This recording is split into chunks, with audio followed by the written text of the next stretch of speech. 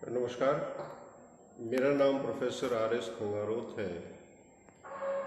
हमेशा ये ध्यान रखना चाहिए कि इतिहास तथ्यों पर आधारित होता है। History is always based on facts. इतिहास में तथ्यों को कभी बदला नहीं जा सकता। अभी पिछले दिनों राणा सांगा को लेकर जो विवाद हुआ, ये अपने आप में बेमानी है। राणा सांगा का नाम अपने आप में राजस्थान के इतिहास में ही नहीं बल्कि पूरे भारतवर्ष के इतिहास में सर्वोच्च नाम माना जा सकता है। एक विशिष्ट स्थान उन्होंने अपना इतिहास में बनाया है। राजस्थान के इतिहासकारों ने उन्हें वीर, पराक्रमी, उदार और न्यायपरायण की परिभाषा और संज्ञा उन्हें दी है। यहाँ तक कि आप देखिए, बाबर ने भी बाबरनामा में उन्हें एक शक्तिशाली शासक और एक तलवार का धनी व्यक्ति करार दिया है। हरविलास शारदा नामक राजस्थान के इतिहासकार ने उन्हें हिंदूपत और हिंदूपति तक कहा है। तो हमारा कहने का अर्थ ये है कि राणा सांगा राजस्थान के इतिहास में ही नहीं बल्कि पूरे भारतवर्ष के इतिहास में अपना एक विशिष्ट स्थान रखते हैं। जहाँ तक बाबर और राणा सांगा का प्रश्न है, राणा सांगा और बाबर के बीच एक सत्ता के लिए संघर्ष था। ये जो बातें कही जा रही हैं, बाबर और राणा सांगा के बीच सत्ता के लिए संघर्ष हुआ। भारत के इतिहास में पहली बार राणा सांगा के नेतृत्व में राजपूत और हिंदू राज्यों ने मिलकर एक आक्रमणकारी का पहली बार डटकर मुकाबला किया था।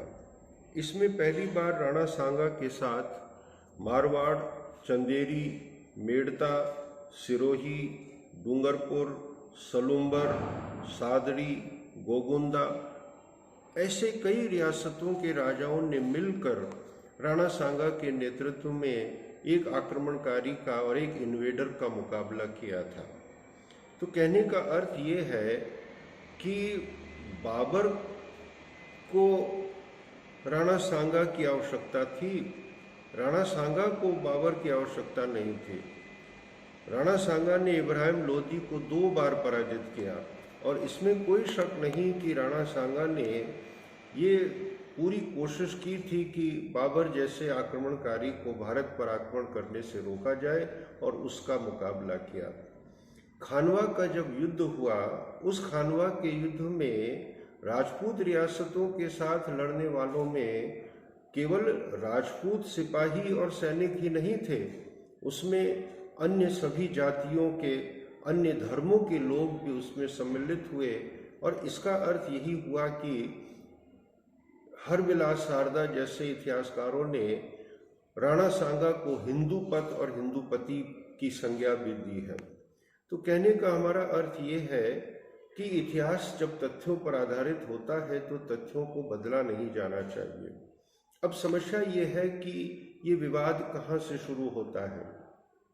एक अंग्रेजी इतिहासकार जिनका नाम रशब्रुक विलियम्स है, उन्होंने एक किताब लिखी बाबर पर, the great empire builder of the 16th century. Rushbrook William ने कहीं किसी सोर्स से, जो ऐसा लगता है कि कोई ऑथेंटिक सोर्स नहीं है, उसने ये लिख दिया है कि राणा सांगा ने बाबर को भारत इनवाइट किया, जो कि सरासर तथ्यों से परे है।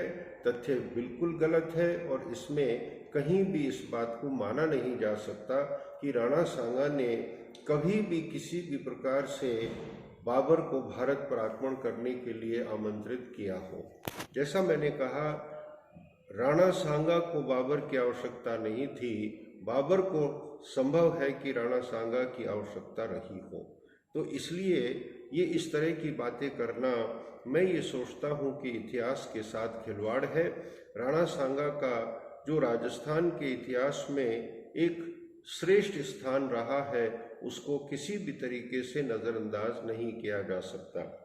हमने ये देखा है कि आजकल कई नॉन अकेडमिशियंस हैं जो एकेडमिक्स पर बात करने लगते हैं और इसे जैसे कि हम हिस्ट्री ऑफ कन्वीनियंस कह सकते हैं।